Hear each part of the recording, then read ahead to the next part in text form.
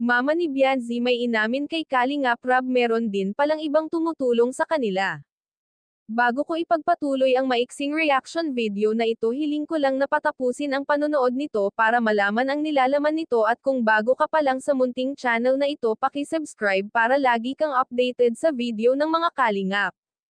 At pakisuportahan natin ang ama ng Kalingap na si Val Santos Matubang, Ate Edna Vlog at si Kalingap Rab. Isang mapagpalang araw sa inyong lahat mga Kalingap, at shoutout nga pala sa patuloy na sumusuporta sa aking YouTube channel, lalong-lalo na sa mga viewers natin na walang sawang nanonood at sumusuporta. Salamat! Hinanap nga ni Kalingap Rab ang pamilya ni Bianzi dahil wala ito sa kanilang bahay na nasa tabing dagat. Buti na lang may nakapagturo kung saan ito lumikas. Nadatnan nga nila sina Bianzi na gumagawa ng walis tingting. Mabuti na lang at may dala silang grocery para sa pamilya ni Bianzi. Bago nga inabot ni Kalingap Rab ang pera ay tinawag ni Kalingap Rab ang nanay ni Bianzi. Naiiyak ang nanay ni Bianzi sa laki ng pera na natanggap.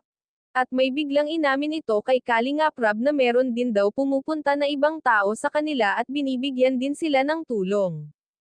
Nagpasalamat ito kay Kalingap Rab dahil simula daw na e-vlog sila ni Kalingap Rab ay marami na daw ang tumutulong sa kanila. Sinabi naman ni Kalingap Rab na okay lang daw kung may ibang tao na tumutulong sa kanila basta daw nakakatulong, walang problema sa kanya. Huwag naman sana na matulad si Bianzi kay Erica na biglang nagpaalam at umayaw na sa pagpa-vlog at ngayon binablog na ng iba. Para kasing nakakaduda itong tumutulong sa kanila, baka sa susunod iba na. Hindi naman sana masama ang tumulong basta huwag haluan ng panunulot.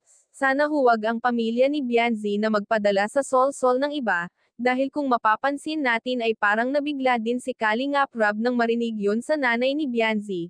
Parang hindi siya makapaniwala sa kanyang narinig. Hanggang dito na lang ang update ko mga ka-viewers. Maraming salamat at God bless sa inyong lahat.